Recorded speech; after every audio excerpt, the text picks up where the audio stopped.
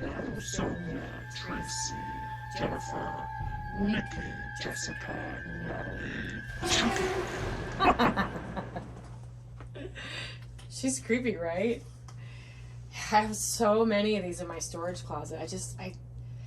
We use them to practice on, right? And I can't bring myself, for some reason, I can't bring myself to throw them away. But I learned everything on these girls. I learned cuts, I learned color, you know, all of it. And they're why I'm still here. I wasn't excited about coming to Texas, but I had to get out of my house. I had to get the fuck out of there. And I didn't know what to expect.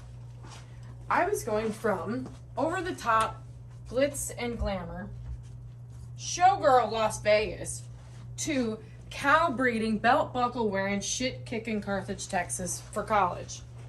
If you don't know what I'm talking about, it's population 6,000 people. Watch the movie Bernie with Jack Black and it'll catch you up. But Carthage was not anything I had expected. Of course, I didn't know what to expect. There was no Google then. So I flew so far east that I had to land in Shreveport because there were no direct flights to Carthage. There probably still aren't now. Shreveport is right on the border of Texas and Louisiana. And it was so humid and green that for the first time in my life, I got frizz. It was going to college and studying theater that eventually led me to doing hair. We did this play from Hardscrabble, and everybody has to be everything when you're in a college theater department. You either have to be crew or you have to be something. So I was acting and doing makeup, and I had to make fresh whip marks on this guy that was a young servant. And when he turned his back to the audience, man, the gasp from the audience, a whole collective gasp. I found another path to the stage. It was my Harrison Ford plan, right? So Harrison Ford was like a carpenter, and then the next thing you know, he's like reading lines, and then the next thing you know, he's in Star Wars. So I could do somebody's hair, like the right person, and there you go. Plus, I could make a living while working towards being an actor. I think this is the one. I'm gonna use her. Holding a pair of shears felt natural to me. It was like the itch I didn't know I had to scratch. One of my mentors, Oscar, said that holding your shears properly and cutting was like a dance. I was really lucky. I didn't necessarily write my own story. I think people did a lot of the writing for me and I kind of turned the pages. I don't really worry about a lot of things, you know, tomorrow or yesterday. Or you're always worried about something. That something never really happens. It's the thing you're not worried about kind of happens. Don't make fun of me. This ain't no arts and crafts project. If you cut paper with my shears, I will cut a bitch.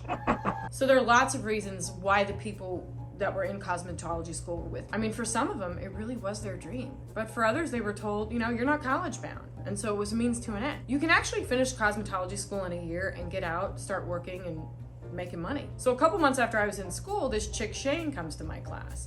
And Shane has that short, poofy 90s haircut, you know, that all the girls were wearing at the time that had short hair. And one day she gets this lady in her chair and this woman wants Shane's haircut. So all is going well, all is going great. Until Shane gets the clippers out to trim her neck. And all of a sudden there's like a and the lady sits up and then Shane says, oh my, we put a little hole here. You could hear a fucking pin drop in that room.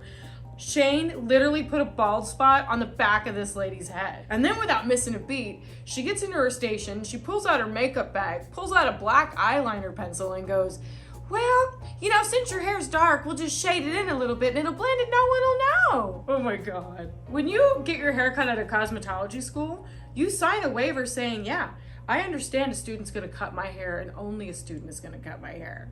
Oh man, that poor lady. Oh, time's up. Gotta rinse.